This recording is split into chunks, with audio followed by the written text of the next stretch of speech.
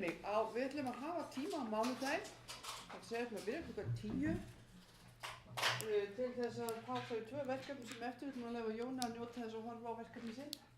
Nú komið þá og Sindri í svo viðamiklu verkefni að hann þarf að hafa helgina til að klára, að minnst kosti vona að ég verði búinn, hann þarf að sýna okkur hvað hann að gera. Og við ætlum að bjóða okkur upp á kakó og piparkökur. Það var svona pínlítið huggulegan endi að þessu, einhverju sem vilja heldur kaffi heldur kakó.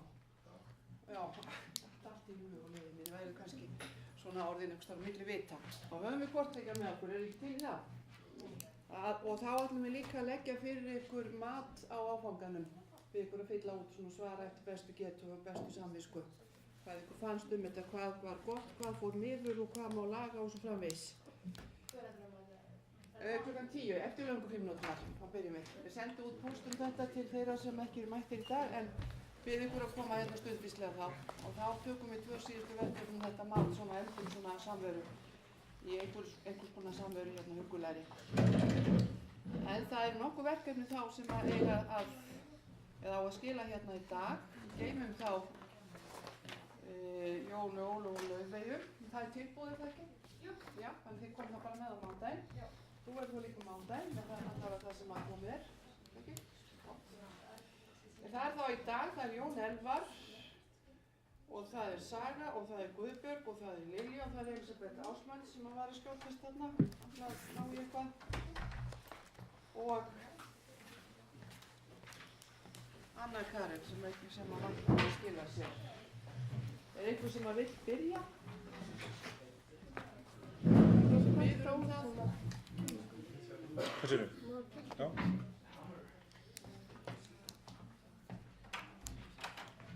Lilja, ef þú byrjar bara. Já. Já, ég veit að þú talir til í það.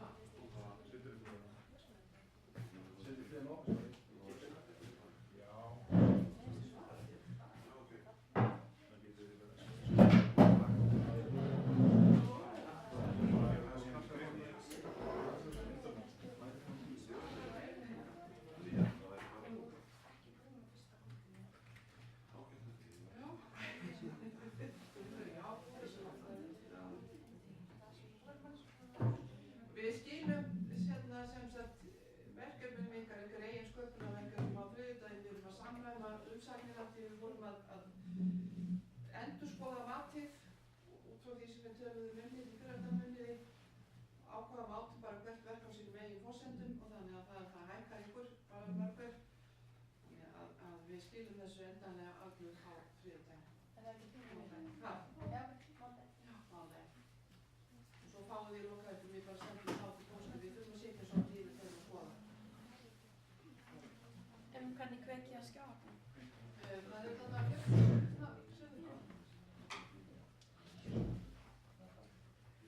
þú sér það ekki með ljós þarna.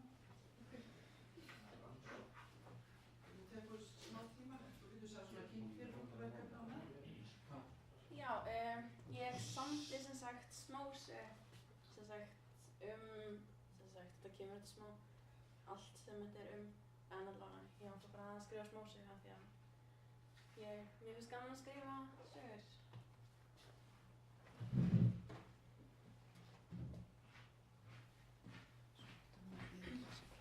Og já, ég heiti Lilja.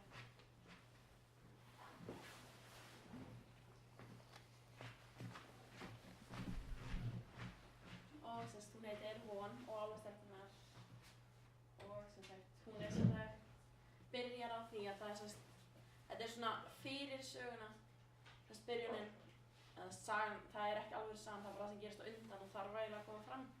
Það það að pabbi prinsunnar deyr, en hann drepinn og það jarðarför og hún fer á hana og bróðir hennar líka og hún hún ekki alveg að höndla þetta þannig að hún svona hleypir burtu. Hún náttúrulega bara 10 ára á þessari jarðarför sko, bróðir hennar 14 og þau hlaupa inn í svona skó og hún eitthvað að gráta eitthvað. Svo finna þau stelpu í skóginum sem heitir Beta. Þau komast ekki að því fyrr en seinna. En þau finna hana í þessum skógi og hún bara meðvitundalaus og þau veit ekki hver þetta og sem sagt þetta eru sem sagt 5 stelpur eða álfar og sem sagt það Von sem prinsessan og hún sem sagt stjórnar öllum svona aðal kann ekki segja þetta íslensku Náttúruöflunum. Já, náttúruöflunum, einmitt og Beta Ísálfur, Elín eldingaálfur, Sóley sólarálfur og Máni tunglálfur og þess að Sóley og Máni eru systur. Það eru tvíburar, það lítið sem ekkert eins út en allavega. En sem sagt, sagan þannig að þessari Betu rænt þegar þær fara í einhverja útilegu út í sveit og þess að þær fara allar að sofa og þegar þær vakna þá hún bara horfin og þannig að þær fara svo að leita henni í þessu. Það semst komst að því að hún sem sagt í Ísheimum sem náttúrulega heimil hennar upprunalega. Þær vita það endur ekki heldur. Og þær sem sagt ferðast alveg í 10 daga eða eitthvað til að komast þangað. Og þær finna Betu í þessum ískastala sem í Ísheimum. Það tekur alveg dálítinn tíma að finna hana en þegar þau finna hana þá, flýja þau öll saman og hún segir þeim eitthvað hvað gerðist. Og hún segir þeim að Ísdrottningin semst mamminar. Hún vildi náttúrulega ekki segja það því þá myndu þau kannski hata hana því að Ísdrottningin vond og það hata hana allir. Og þeir sem sagt ræni, en hún samt góð.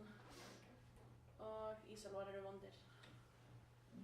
Og svo koma þau heim og þá var náttúrulega bróðir prinsessunar mjög reiður að þau hafi rænt Betu þannig að hann fer og safnar liði til að byrja stríð og hann sem sagt ræðst inn í Ísheima og lætur Ísálfana fara í fangelsi og nema Ísdrottningin Ísprinsinn sem fari í einhverja útlegð á einhverja ískalda afskekkta plánetu einhvers þar sem þau komast aldrei aftur heim af því þau eru bara föst þarna.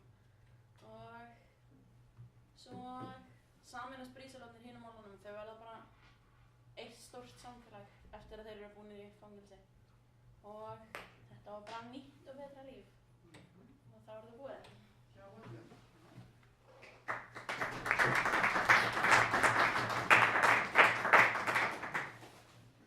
Þetta það sem að þú skilur til okkar um þessu.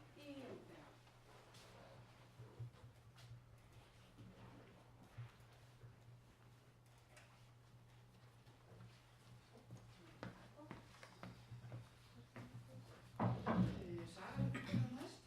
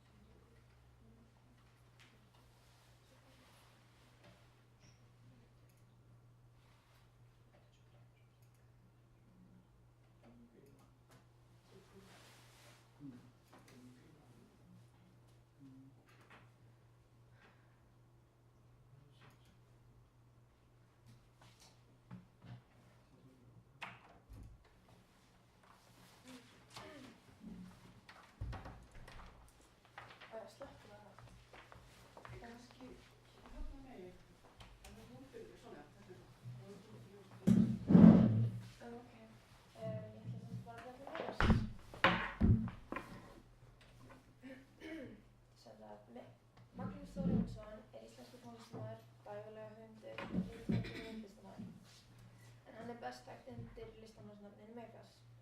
Hann rakst á þetta nafn í grískri orðabók og leysti vel á það. Hann fæddist 7. apríl 1945 og er sonur skáldkonunnar Þórunnar Elvu Magnúsdóttur og Jóns Þórisson kennara og rithöfundar. Megas ólst upp í Norðurmýri í Reykjavík og gekk Austurbæjarskóla og svo í Menntaskólann í Reykjavík, þaðan sem hann lauk stúdentsprófi árið 1965. Hann vann hríð sem gjaldkeri í Landsbankanum en hélt svo til Noregs til að stunda nám í þjóðháttafræði við Háskólann í Oslo. Megas var 27 ára þegar fyrsta platan hans, Megas, kom út. Þetta var árið 1972. En Megas var samt byrjaður að fást við lagasmíðar og textagerðir löngu áður. Hann átti lög á lagir löngum byrjunum, sem dæmi má nefna textan Gamli í Gráni, sem hann samdi þegar hann var 11 ára gamall árið 1956, árið sem Elvis fór að eignast. Það leyti var líka Laxness að lesa Gerpl í útvarpinu og þetta var eins og í stereo, segir Megas. Þetta voru 2 fyrir 1, þarna voru 2 sterkir áhrifavaldar sem að urðu eitt innan í honum, segir hann. Ram íslenska sagnahefðin þá og ameríska rockið. Á þessum tíma var líka algengt að fólk skiptist í 2 fylkingar, þá sem fylgdu ameríska rockinu og svo þeir sem héldu í þjóðararfinn og menninguna og íslensku tunguna og bara þar svona. En Megas hann leit á þetta öðruvísi og hann notaði bara öll áhrifin sem hann gat fengið. Hann byrjaði strax að nýta sér sem sagt íslenska þjóðararfinn og byrjaði að skrifa texta með erlendum áhrifum líka. Megas var líka í myndlist og það leið ekki á löngu þar til hann byrjaði að skrifa nótur líka og hann heldur sér svo út í klassískina og fyrir þjóðlagaliðina 1961.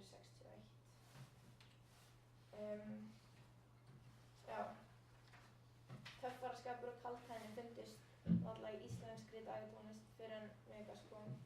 Hann var svo fyrsti sem kom með töffaraskapur og kaldhæðina og fyrstu poppara til að syngja eitthvað viti eins og margir segja. Samt sem að það voru fáir sem fylgdu í spor hans. Þannig að íslenski daglega textar tóku þannig engum breytingum.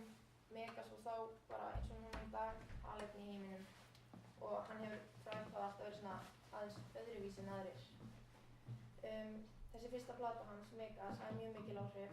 Á henni var alveg þjóðlagatónlist en hún var svona allt öðruvísi en létta og rómantíska tónlistin sem að tíðkaðist. Sem sagt, fólk tók aðalega eftir textunum á þessari plötu. Fólk var ekki beinlínis að spá í lagasmíðina né fallegt. Undirspilið heldur var bara verið að horfa á textana sem hann söng. Á þessari plötu Megas að hæðast að Jónasi, Jóni og landnámsmönnum og ekki bara líka hæðast að Guði sjálfum.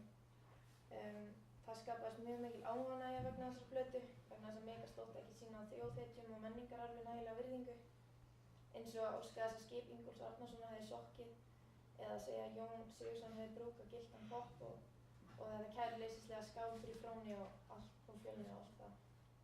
Menn átti ekki að tala svona. Menn átti ekki að nálgast sögun og þjóðararfinn svona. Sem sagt, meistar eða ekki. Krakkar í háskólum, menntaskólum og sérstaklega vinstri sinnaðir tóku honum mjög vel og fóru strax að kalla hann meistara. En svo voru aðrir sem bara fussuðu og sveiðu verið sveiga. Og maður spyr sig hvers vegna fólk byrjaði að kalla hann meistara, af hverju ekki bara að kalla hann Megas. En ástæðan fyrir þessu er bara svo að hann er rosalega góður í að semja daglega texta og sumir vilja halda því fram að hann semji betri daglega texta en nokkur annars sem hefur fengist við slíkt á þessu landi. Yrkisefnið hans er mjög fjölbreytt og persónusafnið hans er mjög litríkt. Hann yrkir Náðhús og Speglasali, Tæland og Öskjuhlíð, hann lýsir leiðindum sem fylgja því að lenda í vanskilum, greinir frá ástum og örlögum, andleysi og örvæntingu, segir frá örlagadópistum, fyllibittum, feitum, hjólbarðasölum og litlum sætum strákum. Margar persónur Megasar og hugarsmíðir eru svona hluti af menningarsögunum líka, sem dæmi má nefna Krókódílamaðurinn og Grísalapp og Lísa, Fílahirðirinn frá Súrín og Gamli í Gráni og margar fleiri persónur. Megas sem samt líka raunverulegar og skjaldfæstar persónur eins og Ingólfur Arnarson og Snorri Sturluson og Jónas Hallgrímsson og fleiri. Húmor, ýkjur, vísanir og kaldhæðni, ádela og stælingar er dæmi það sem að Megas er mjög færi að nota í skáldskap sínum til þess að koma boðskapnum sínum framfæri. Ádela getur bæði verið megintilgangur verks eða aðeins einn þáttur í mörgum.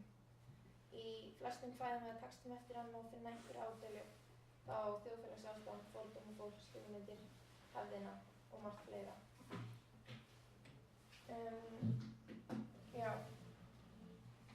Eitt af því sem líka áhugavert nefna er að hann hafnar tepruskap, eða það að segja hann neitar því að það sé eitthvað í samfélaginu sem ekki megi tala eins og til dæmis þá áfengi og eiturlyf mjög oft nefnd í verkum hans Megas hefur opnað mjög fyrir umræðinu undirheimana og ekkert íslensk skáld hefur gert það betur en hann, eða segja margir.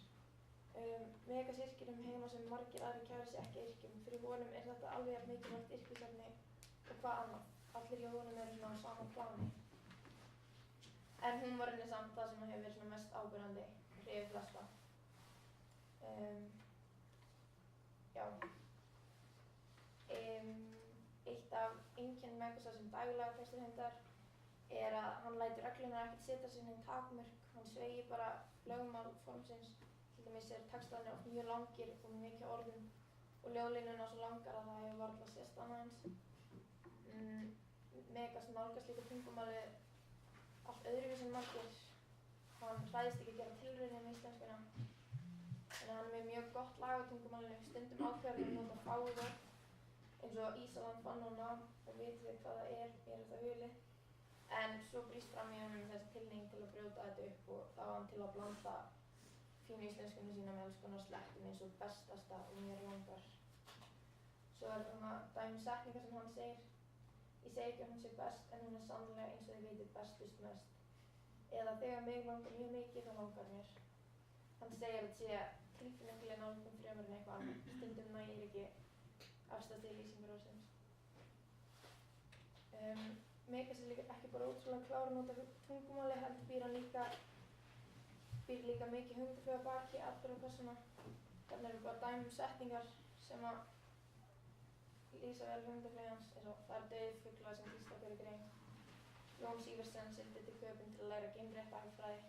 Mari May hefur myrkri mjög grímuklætt útfrumið með pípuhatt og þeir sem raða í sér róandi lyfjum eru sagðir fljúga með Benetrasin Airlines. Þannig að, já, enginn er eitthvað óhuldur fyrir skopstæðum gríni, háði og kaldhæðni á honum. Ég ætla bara aðeins taka fyrir fyrstu plötuna hans, þess að 2 lög.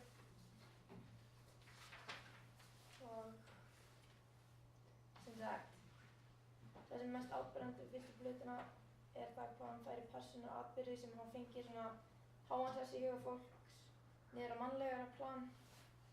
Það að segja, hann lætur þá sem hafa verið settur hærra plan verða svona bara ofur hversdagslega og mannlega. Þessar þjóðarheitur sem eru gerðar með mannlegri.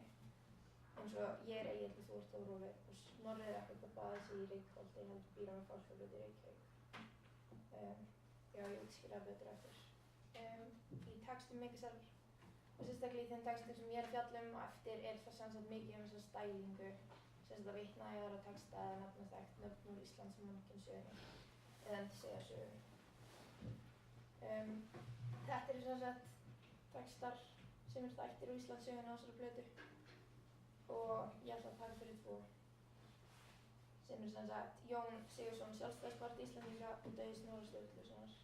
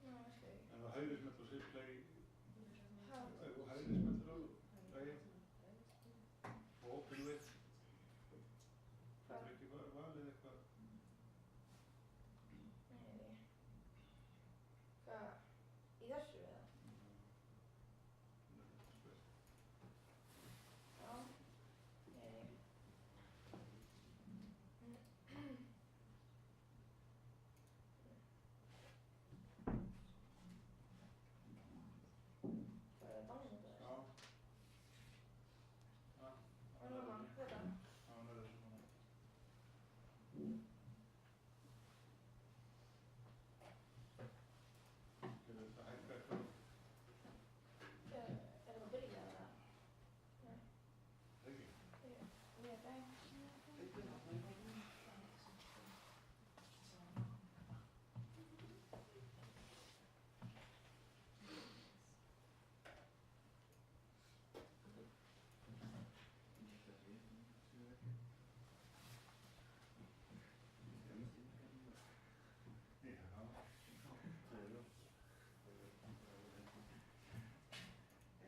Það er ekkert að gerast.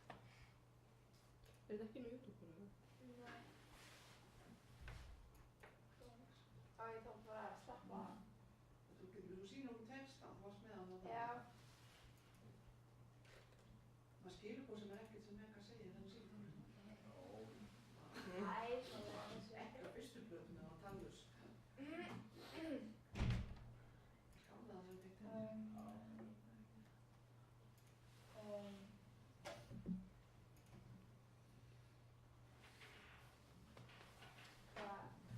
Það er bara, þetta verður það. Lestan bara fyrir okkur. Ok. Og Jón Sigurðsson var 17. óþekktur af konu, hann sigldi til Hafnar og nefnd var einhver fræði og krefja Dani einarðlega íslensku einum til handa mannsins sköpum gæði.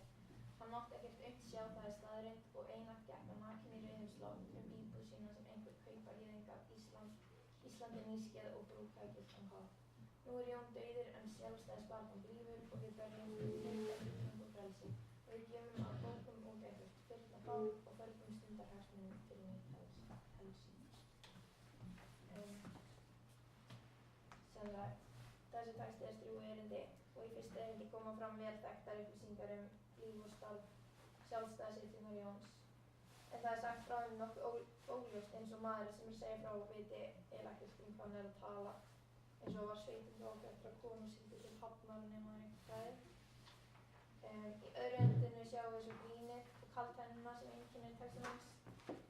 Það sem að ljóðmældin sem tókist ekki vita neitt baráttuhetjuna virðist allt í einu vera mjög fróður allt sem tengist einkalífinu hans, í hvaða slott hann gekk og svo framvegis.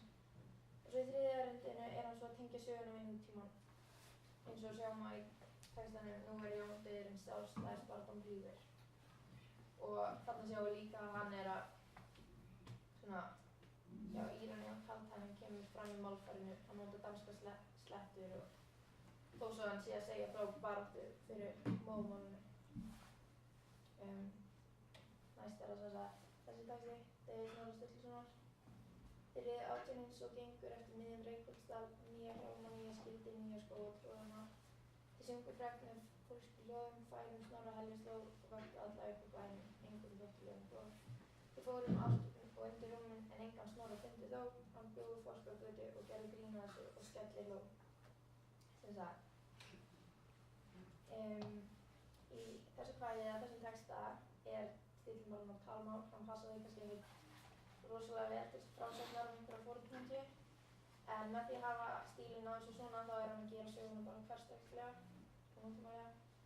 Það samt sem svona áhugavert við þennan texta það sem gerist í lokin þó sem að textin byrði titilinn Dauði Snorra Sturlusonar þá ekkert verið að segja frá dauða því það sem gerist að Snorri sleppur frá dauðanum því hann mætir ekki á svæðið eins og sjáum að síðasta hlutunum, hann bjóð fálkagötu og gerði grín að þessu og skelli hló. Þannig að, já. Bara að lokum, ætla að nefna að hann var sem sagt voru veitt verðlaun Jónas Hallgrímssonar á íslenskri tungu árið 2000 og það var fyrir að hafa auðgað íslenskt mál og fyrir frumlegt og nýtt ljóðmál við sinni fegur og ljóðleik mannlífsins og svo framvegis. Nefndin sagði líka að hafa sérstæða rödd, kynna og kaldhæðna og hann skoðaði íslenska menningu og menningararf með svona gagnrýnum og hvössum hætti og sé að veita hlustendum og lesendum sínum bara nýja sýn og algengar hugmyndir. Takk fyrir mig.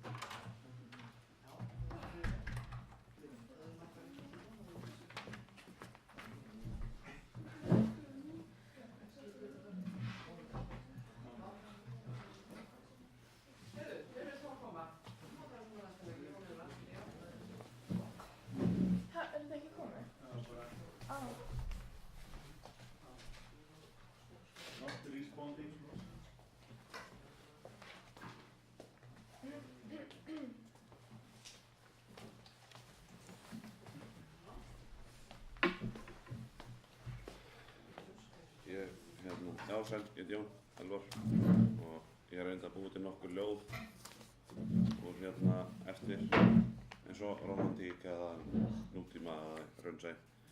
Veit ekki alveg hvernig það gekk, ég er allavega engin megas. En ég ætla að lesa það upp fyrir ykkur og svo getið þið dæmt þetta hvernig þetta kom út. Dýrin.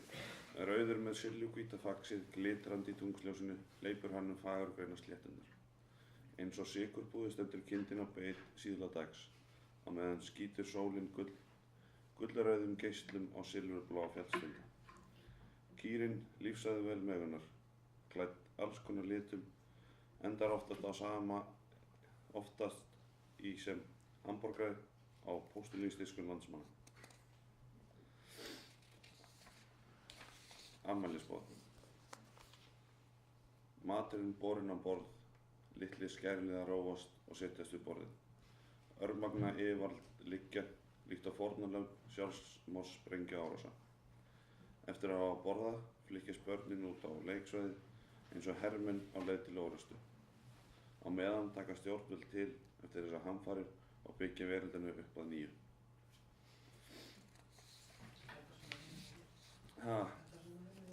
Það getur alveg gerst sko. Offita. Borðaðu mikið, borðaðu óhollt. Þú offeitur verður oft. Sjúkdómum fjölgar, erfitt líf í lækna höndum lífið snýst. Borðum lítið, borðum oft, borðum allt hollt og gott. Hreyfum okkur stundum sport, þá við verðum fitt og flott.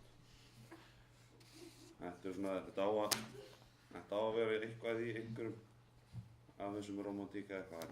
Ég veit ekki hvernig það gekk. Nei, kannski ekki. Það á að vera eins og í dýrunum þá er þessi náttúru og hlutgerfing. Það er kannski það sem ég reyni að gera með romantísk. Og í offitu er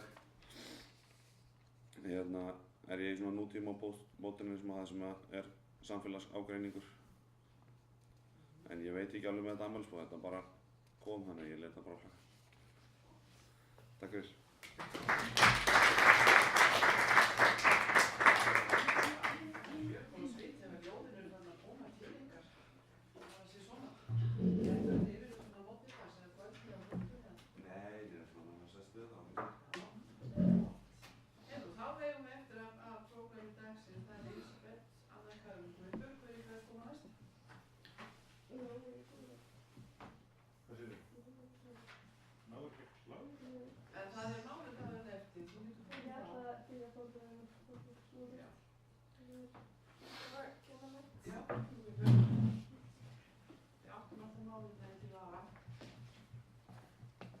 Ég heiti Guðbjörg og ég valdi mér að skrifa barnabókmenntir. Ekkert að neini sérstaka ástæðu, bara það er auðvelt fyrir mig. Ég skrifaði ritgerð söguna af Bláa hnettinum sem er barnabók hnött sem er bara að búa á. Það er alltaf gaman hjá þeim og þau leika sér allan daginn. En svo kemur fullorðinn maður á hnöttin til þeirra og spillir öllu fyrir þeim með því að selja þeim alls kyns hluti bara fyrir örlitla æsku. Fyrir hvern hlut og hann byrjar til dæmis á því að hjálpa þeim að geta flogið. Þá er bara alltaf gaman hjá þeim allan daginn og þau hættir að reyna að sofa og geta bara flogið þegar það er sól, þannig að maðurinn neglir sólina fyrir þau þannig að þau geta flogið allan sólhringinn. En þá fer þeim að finnast allir aðrir hlutir sem þau kunna að meta áður bara leiðilegir og þau hætta að reyna að baða sig og þannig að hann reddar því bara með því að selja þeim eitthvað efni svo þau þurfi ekki að baða sig. Svona heldur þetta bara endalaust áfram þangað til að þau hætta að vera góð hvert annað og byrja að rífast og hætta að kunna að meta hlutina. Þá lenda aðalpersónan í því að þær fara hinum megin á hnöttinn þar sem er engin sól og hitta börn þar sem fá enga sól en þau eru samt ánægð og þakklátt með lífið. Þau hjálpa þeim að komast aftur heim til sín. Svo fara aðalpersónar og segja vinum sínum frá hinum krökkunum, þau sem fá enga sól. Og í fyrstu hlustar enginn á þau og eitthvað en svo endanum átta þau sig á því að þau eru bara orðin leiðileg og sjálfsvelsk og eftir einhvern tíma og það endar allt vel bara eftir það. Og þessi saga bara segir okkur það er ekkert allt betra þótt við fáum allt sem við viljum endalaust.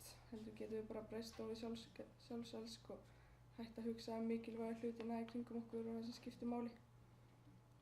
Og fólk sem hefur minna er oft bara glaðara og þakkláðara. Það er bara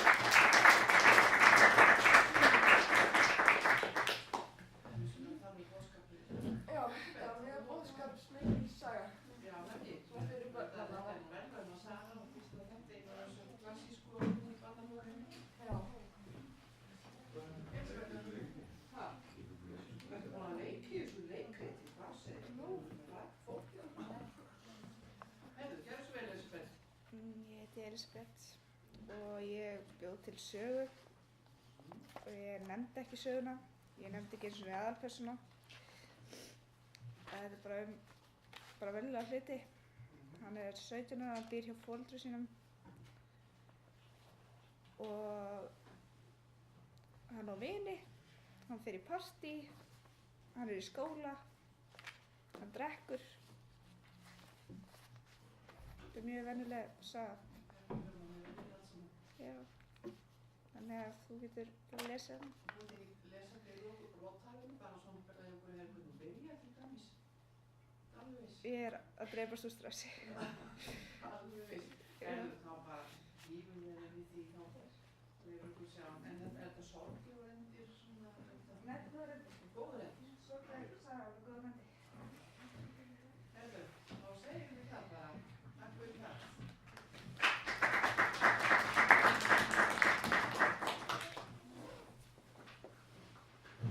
Þá telst mér til að prógraminu séum lokið í dag, ekki rétt?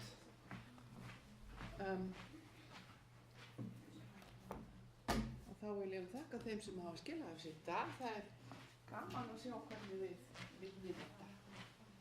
Hvernig við ýmist skoðið eitthvað sem að einhver áhengi sem ástöðir að semja einhver eigin texta með heiður og sóma. En þá segjum við það, við hittumst hérna klukkan 10 á mánudaginn og þá verður semst boðið upp á veitingar og þá fáum við síðustu verkefni, það er verkefnið þitt, það er verkefnið ykkar stelpur og verkefnið að Sindra. Og þá verðum við síðan ætlum að leggja fyrir ykkur þetta matsblað. Þá bara byrja ykkur að njóta helgarinnar þangað til og við sjáum stelpur mánudaginn stundvíslega hérna klukkan 10.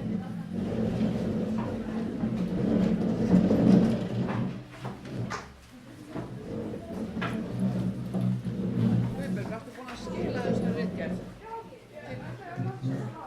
Vittu, já, sjáum við þetta.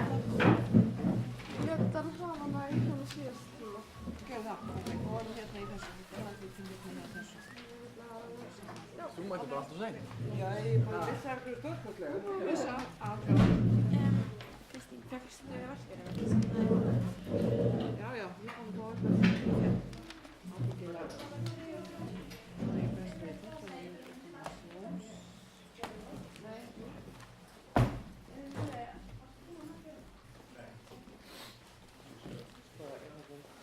ég kom við þetta.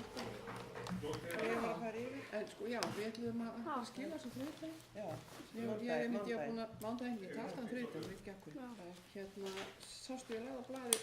Ég var ekki búin að fara til á borði hjá þér blaðið með umsökunum mínum, bara að beða ykkur að lesa það yfir. Já. Svona þess að Þannig að á eitthvað ykkar, þannig að hefti